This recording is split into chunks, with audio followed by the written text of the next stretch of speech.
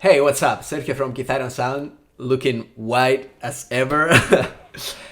And today I want to teach you guys about Serum, what everything inside Serum does. Now, I know that this video has been already done by other people. I know that there are more tutorials on Serum, but I still wanted to make my own tutorial because I want people to be able to find it in my channel easily. And I've been asked by some people to do it. And I just think that for once, beginners are gonna really take advantage of knowing what everything does. And also advanced producers maybe either have holes in their knowledge that they can fill with this type of knowledge. And also people who just don't know how to use Serum and they want to get into it. So this is what this is gonna be. So Serum has 4 tabs: oscillator tab, effects, matrix, and global. Easy. What is each one of them? Oscillator. Well, an oscillator is a wave that produces a sound. So this is where we generate the sound, let's say. Effects, we have a bunch of different tools that change the character of the sound. The matrix. The matrix is the place where we find what all the modulation down here is doing to the sound. And global are just little effects and little things that change the sound overall. They don't have that much impact on anything really, and I rarely, if ever, use it. So let's go to the oscillator tab, and we can find the sub, oscillator A, oscillator B, noise, and the filter. Okay, let's start from the left. The sub oscillator. This is the most simple of all of them.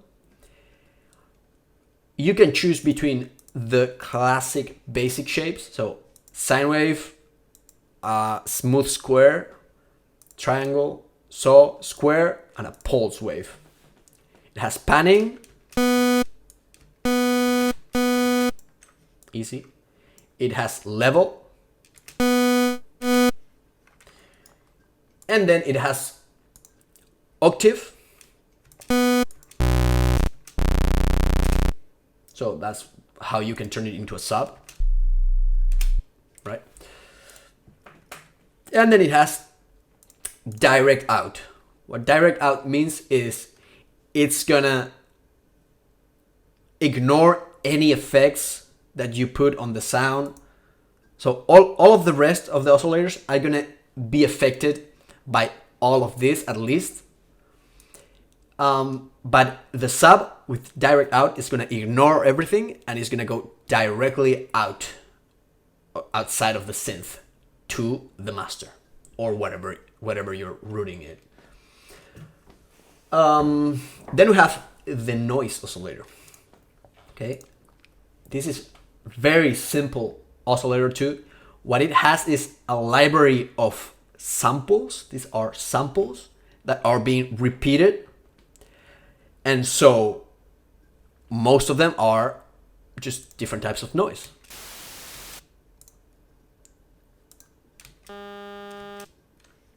Now, this is a kick attack noise. And if you, for example, press this with the arrow and the wall, the arrow going into a wall, what this means is that the sample is going to play once just. So instead of repeating, it's just playing it once. Then the phase is what part of the sample we're starting in, which generally it doesn't matter. So keeping it reset is fine.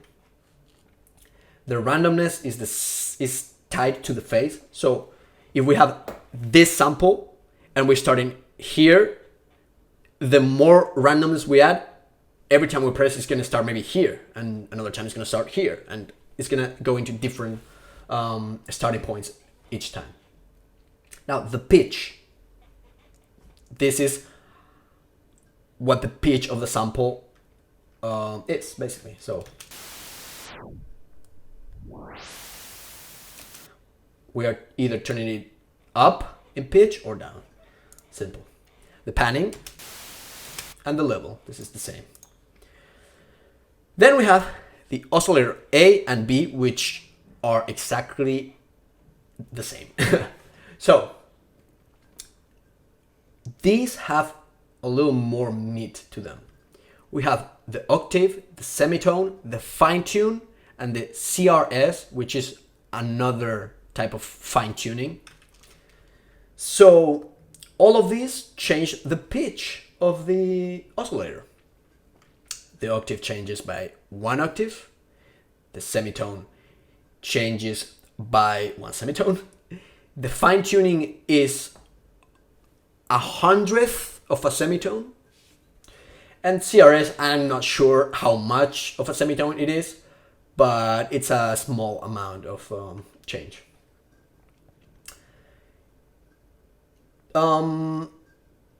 Then we have the wave shape that we're using, which I'm gonna get into it a little bit later. We have the unison, which is the amount of voices. Then we have detune.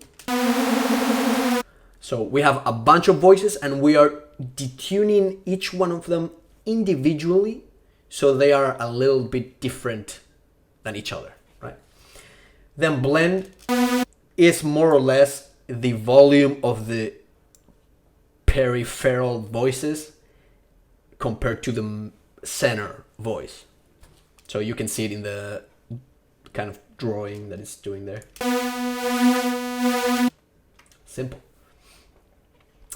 Then we have the phase and the randomness, which is the same as this one, except that by default, the phase is in the middle of the wave. Exactly. So the wave is starting to play here, except that the randomness is all the way up. And with the randomness all the way up, it means that it can start anywhere. But if we were to turn the randomness down, you can see that there's an area that is being reduced. That means that the starting point of the wave is going to be inside this area. So if we turn it all the way down, it's going to be exactly at that point that we're choosing.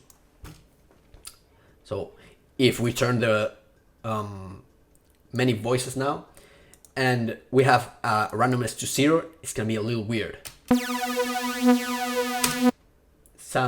It gives it kind of weird character because they are phasing out with each other more. So, wavetable position. Okay, first thing that we can learn about the wave shape is that we can choose between a library of wavetables. What is a wavetable? Well, it's a surface that we can kind of scan to find different shapes of waves on each point. And wavetable position is just that. We're scanning through the table, through that surface, so that each point that we're choosing in the wavetable position is a different wave. So if you click once on the green screen, it's gonna go from surface to a 2D vision of it, but it's exactly the same thing. Okay, here are some modulation effects that we can add. There are a bunch of them. We have sync, which, this you can, let's choose a more simple wave. With this one, I don't think I need to explain too in depth what sync does. It's doing this thing that you're seeing to the wave. Sync window is doing kind of the same, except it has kind of a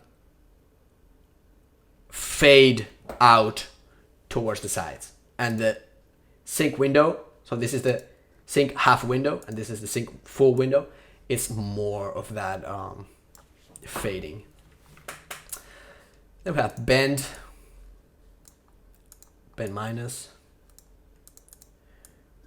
Pulse, this kind of turns the wave into a pulse wave. Asymmetric or asymmetric, however you say it. You know, these are things that you can see with your eyes, pretty much. They don't need much explanation. Flip, mirror. Oh. Then we have quantize. So this kind of does a bit crushing thing. FM from B. What is FM from B? Okay. FM from B means that we are modulating the pitch of the oscillator A with the shape of the oscillator B. So if we turn down the level, this means oscillator B is not outputting any sound, but through FM from B, it is being routed to A in that particular way. So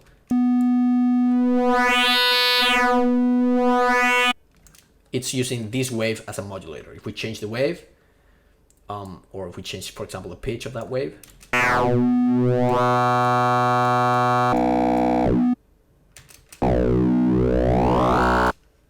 it's gonna have different effect on the main oscillator that we're using. So this is the carrier at this point, and this is the modulator. Panning and level, very simple. So there are a little thing here that we call remap. We don't call it like it's called remap 1, remap 2, remap 3. And what this does is you can edit it like this, and you can change what this is doing, that, and with this you are basically creating your own, your own little modulation to the sound by hand. So you can play with that if you want. I generally tend to not use that a lot. And we also have AM and RM, which are very similar things. They are basically modulating the amplitude of the main wave with the shape of the other wave. So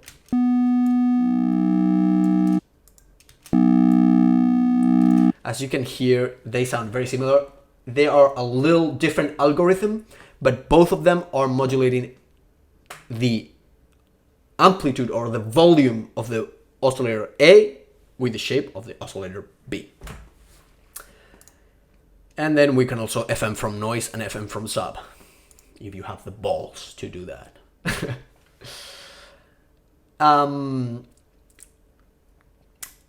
Then there's a pencil here inside the green screen. And this is a very interesting part of the plugin. Here we can see all of the little waves that compose the wavetable as a whole, and we can edit them, we can add more. So we could, for example, delete all of this.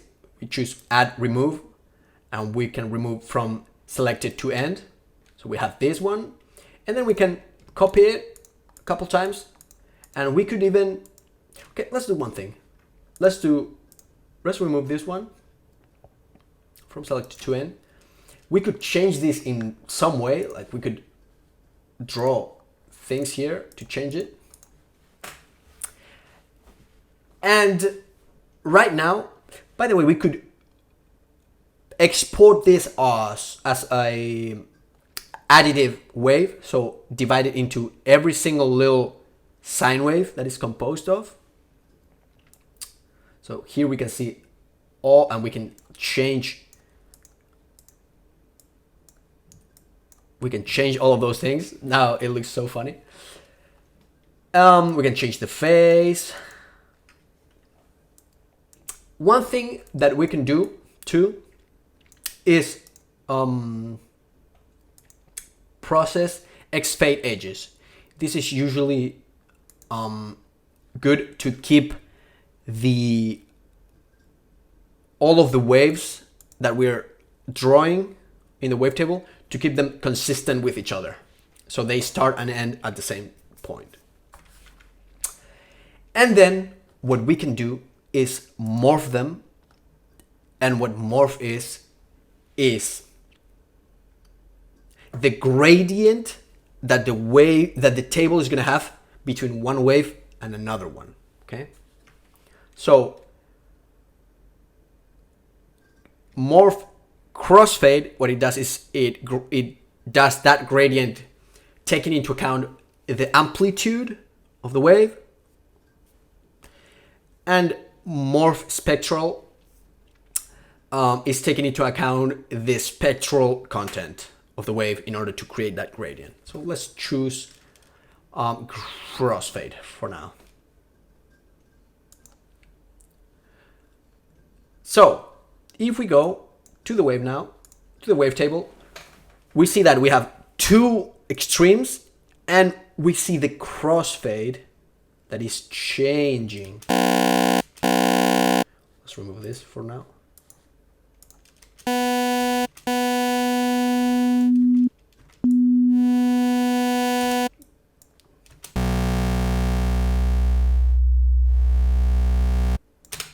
So that's the wavetable that we just created right now. Some more ways that you can create wavetables. Well, you can just grab a sample. You could grab a sample and place it here on this green screen, and it will take the waves of that sample and turn them into a wavetable. So for example, we could go to,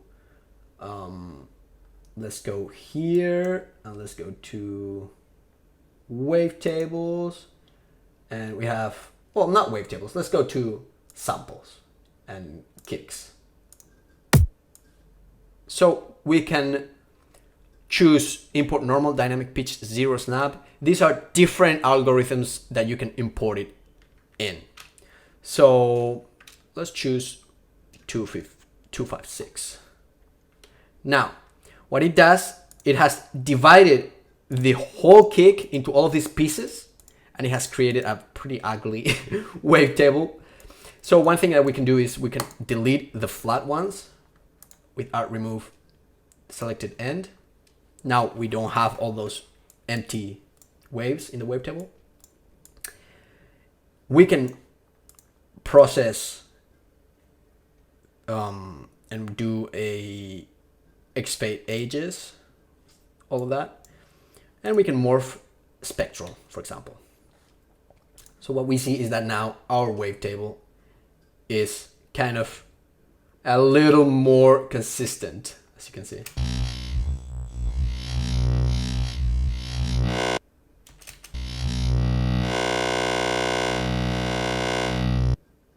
It's not bad. So that's a way you can have a sample produce a wavetable. More stuff. Okay. Here we can copy and paste waves. We can edit them in many different ways. So with horizontal lines, diagonals, sine waves, little different techniques to draw by hand a wave, which is, I've done it sometimes, can work. Try it out. And we can also create waves by entering a formula. So if you like that kind of stuff, you can do it. Then we have a lot of little processing effects here. We can import, we can export waves. We can sort all of the different waves in a specific order. So we could go sort by highest. I didn't want to click that, but it sorted it out in some way. Then here, down here, so here single and process. Single are obviously single wave effects. So flip horizontal, flip vertical. You understand just by reading them. Process is affecting the whole thing. Morph, already explained to you. Add, remove, easy. And then we have this little arrow here that is also with singles and multis, user singles, user multis, you can add things. These are also effects that can be applied to the wavetable. So, you know, wacky, what does that? I don't know. But we have, for example, squarify.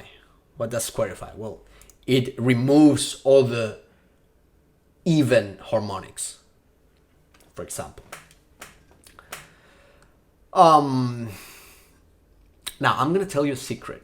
Most of the time, almost always, I use basic shapes. I barely touch that stuff.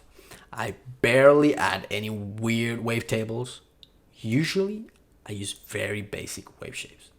So don't get overwhelmed. Don't go crazy. You can try it out. You can do whatever you want, but do what you're comfortable with and follow the method. Try out different methods so you learn, but don't be compelled to do things in a certain way just because you can. I generally use basic shapes. So yeah, that's all of that. Now we have the filter. Okay.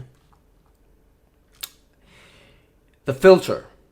Well, you already know what a filter does. We are filtering out or creating peaks around certain frequencies. And it is being portrayed by this drawing here. So we have a, let's call it library of filters. Very simple filters like low pass with different slopes. So 6 is this kind of slope, and 24 is like that type of slope. Yeah, band pass, peak, notch, just the everyday type of filter. And then we have things like multi, which is 2. This is a band and a peak. Okay, then we have like three filters into one. Then we have flanges, which have comb filters. They have flanger filters. And we have phaser filters. I like the phaser filters a lot. You should try them out. They are kind of emulating the sound that a phaser would apply, or a flanger, or a comb filter.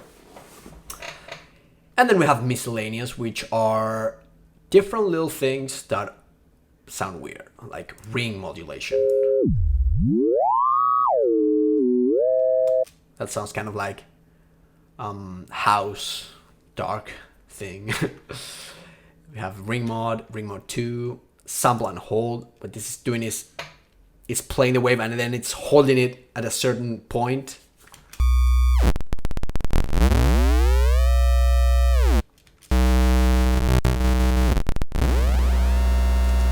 That's also a very fun thing to use. Sample hold minus another comb. This kind of works in a similar way to the combs in flanges. All passes, weird thing. Reverb filter, this is very commonly used in rhythm. Maybe not with a sine wave, so let's choose that. That's what it does. And we just have format, different things. Let's try the format one so you see also. That's what it does. It kind of creates a vocal tonality to it. Things that you can do with the filter. This is what the filter is being applied to. So oscillator A, is it being applied? Yes. Oscillator B, is it being applied? Yes. Noise, it's not applying it to it. Sub, it's not applying. And then we have this, which is key track, which means that depending on what MIDI key we're playing, the filter is gonna transpose to that key, right? Cutoff. Let's try a simpler filter for the cutoff, a low 18. Cutoff, what the point of the spectrum is being applied to. Resonance, it's adding resonance to that particular point, actually. Panning, it is creating, or it is affecting in a different way the left side to the right side. So the filter is being applied differently to each side. Drive, this is distortion. Okay, I'm not sure what algorithm it's using for that distortion, but it saturates the sound. It's cool. Fat, well, you can see it's kind of like adding volume to the sound. Maybe it has some compression. I generally don't use fat at all. And the mix is the percentage of the filter that is being applied to the sound. So at 100%, no sound is being outputted in this area. But if we turn the mix down, then some sound is being let pass. Okay, we have the mod wheels. What these are, we can drag them to whatever we want. We can drag them to different little things. And then by moving the macro, we are affecting at that same rate that we chose here. We're affecting that knob. So very simple. So this is generally used if you're gonna affect, if you want one control affect many things. So for example, a cutoff, resonance, and mix, you could apply to macro one. That would make some sense. For example, maybe like this. That could be something that you can do with just one control. Envelopes. These are the envelope one by default is affecting the volume of the amplitude of this final sound. But we could apply it to different things. And the envelope is just means that the sound is following this particular shape. So if we apply it to the cutoff, as you can see, it is following that shape that we drew. LFOs. It's kind of like an envelope, except it is repeating over and over again, unless we choose the envelope mode, which turns it essentially into the same as the env modules. So if env is turned on, these things work the same as this. But if it is off or trigger, it is going to be repeating over time. What off means is that the phase is the BPM of the song. That's the phase. And trigger means that it starts when we play the note. So we can change the shape and it is going to affect it. Let's remove all modulators and then let's do that.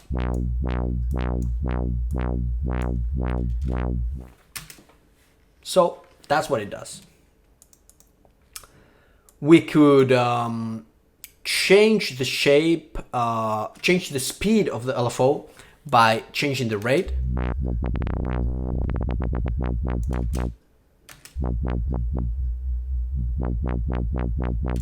And these are delay and smoothness and little controls that you can change how the LFO sounds in different ways. Now, the problem I have with this is that you cannot see with your eyes what it's doing to the shape, but it is actually changing it.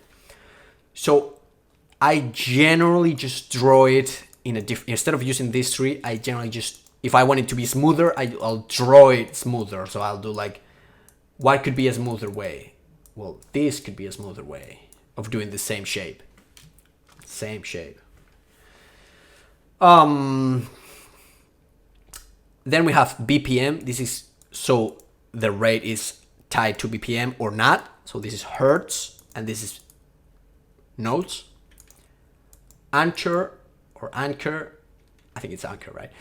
Anchor is if it is following the BPM of the song.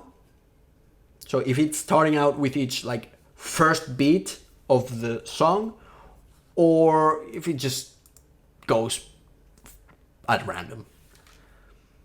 Triplets, so we can, if BPM is turned on, triplet allows us to have triplet triplet rhythm to the LFO, and dot is dotted rhythm.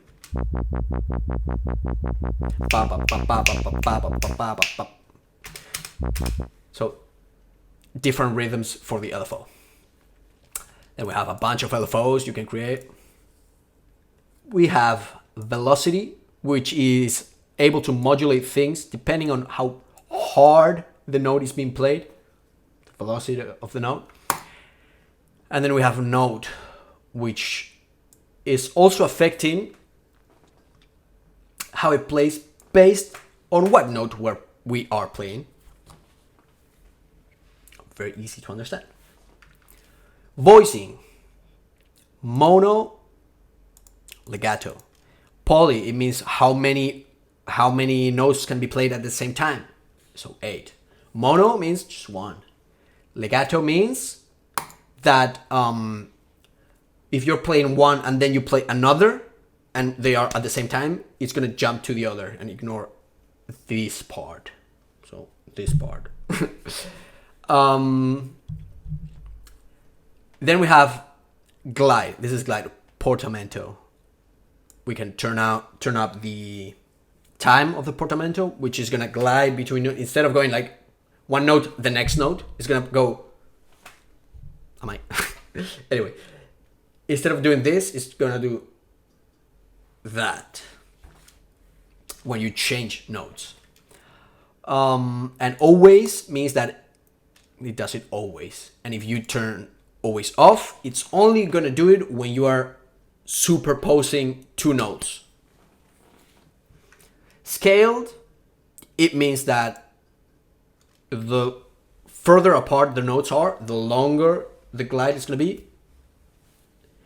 And if scale is off, the glide is gonna be the exact same for any distance. And the curve is how linear or non-linear the glide is. So it could be more like this, or it could be more like this, or it could be like that.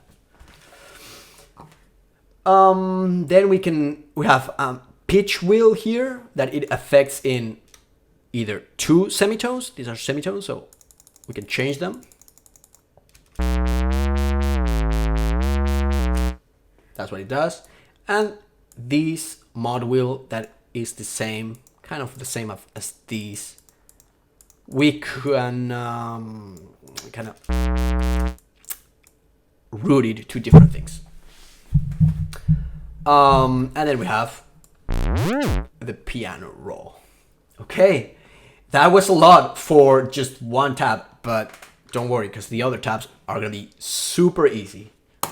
FX tab, a bunch of effects. Hyperdimension makes the sound wide.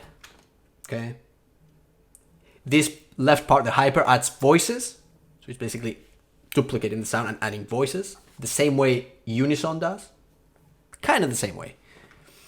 And dimension is a very quick delay, kind of. So both of them make the sound wider and more spacious. Distortion, it is distortion. We have different types of distortion. We have drive, mix, and we have a filter. We can choose between low pass, band pass, and high pass.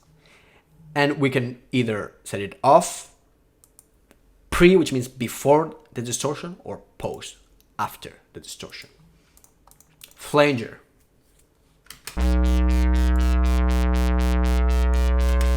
It is a flanger. Phaser.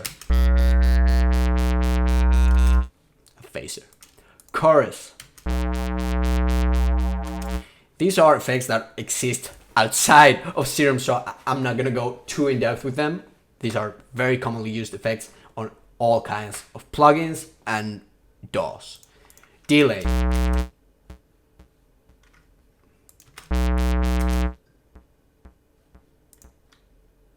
Compressor.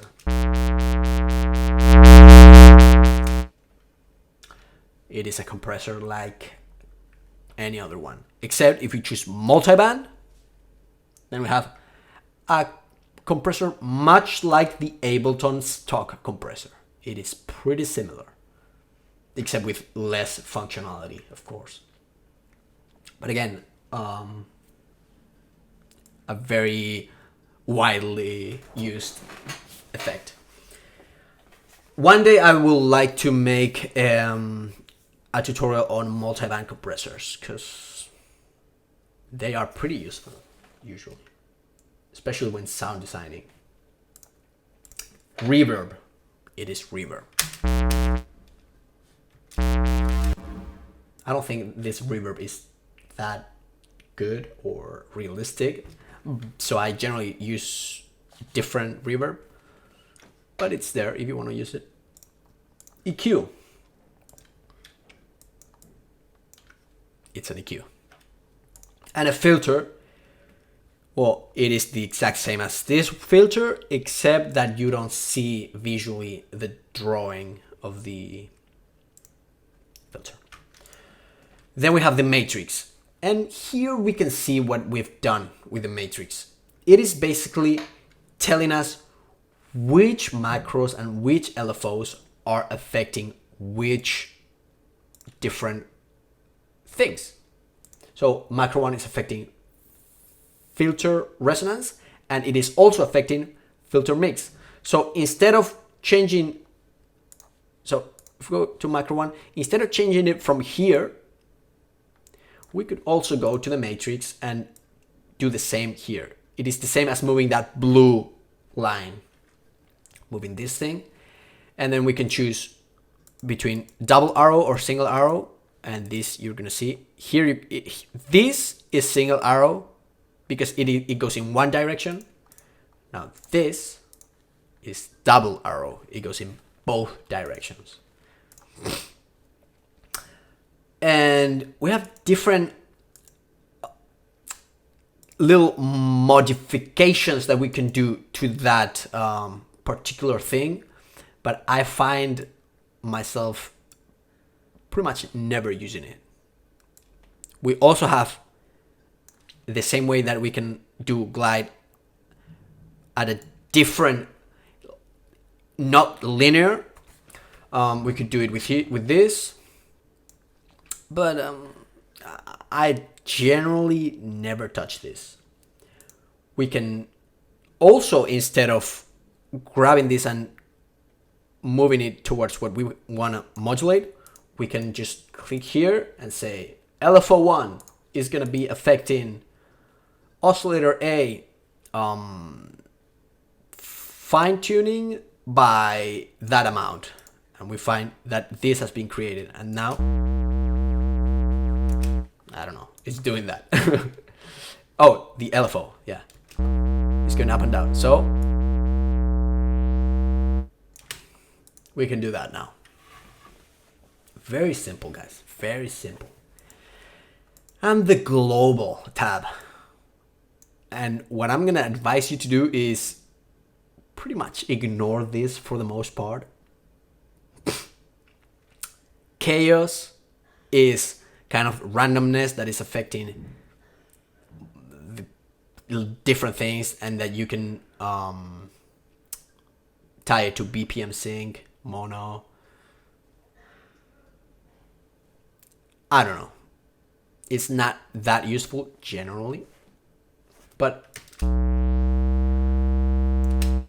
you can try it out and choose, and maybe you find something that you can do with that. I generally find myself not doing anything with this at all.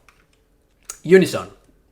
We can multiply the unison sounds even more than with unison and then with the hyper. you can do it if you want.